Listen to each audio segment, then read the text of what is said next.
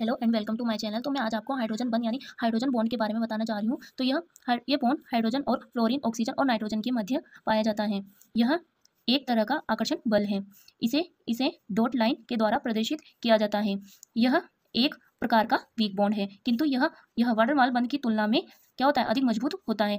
हम एग्जाम्पल की सहायता से समझते हैं। ये दे रखा है H2 का मॉलिक्यूल। इसमें हाइड्रोजन के 2 परमाणु है, ऑक्सीजन का 1 परमाणु है। तो हम देखते हैं, इसका मैंने स्ट्रक्चर बना रखा है। इसमें 3 मॉलिक्यूल दे रखे हैं, किसके, H2O के। तो देखेंगे हम ऑक्सीजन और हाइड्रोजन के मध्य के बंध बन रहा है, मध्य बंध बन रहा है। तो इसमें देखेंगे जो ऑक्सीजन की जो इलेक्ट्रोनेगेटिविटी, अगर आपको नहीं पता, इलेक्ट्रोनेगेटिविटी होती है जो जैसे ये 2 परमाणु हैं, अलग अलग परमाणु होंगे तभी इलेक्ट्रोनेगेटिविटी का डिफरेंस आ पाएगा। जैसे देखो, एक ए परमाणु है, एक बी परमाणु है। इसमें इलेक्ट्रोनेगेटिविटी ए की ज़्यादा है कंपेयर टू बी। इसलिए जो बॉन्ड पेयर ऑफ इलेक्ट्रॉन, मैं आपको इलेक्ट्रोनेगेटिविटी की वो डेफिनेशन बताती हूँ। जो कोवेलेंट बॉन्ड होता है, उसके कोवेलेंट बॉन्ड के मध्य जो ये बॉन्ड पेयर ऑफ इलेक्ट्रॉन को अपनी ओर अट्रैक्ट करने की जो पावर होती है, क्षमता होती है, उसे ही इलेक्ट्रोनेगेटिविटी कहते हैं।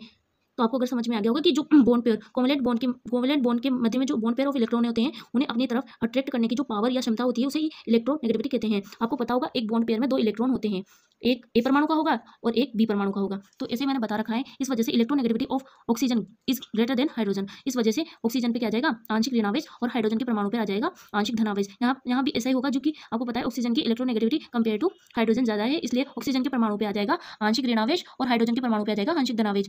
इधर भी ऐसे ही होगा, सेम इसमें भी ऐसे होगा।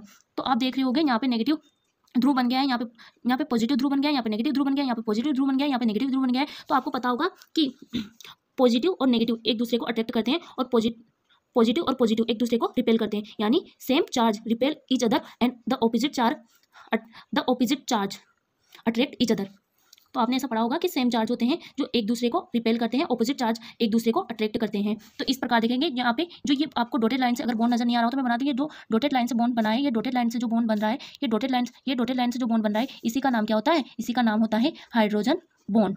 यही होता है हाइड्रोजन बॉन्ड। एक तरह का आकर्षण बल है। मैंने आपको बताया था, यह एक तरह का क्या है, आकर्षण बल है।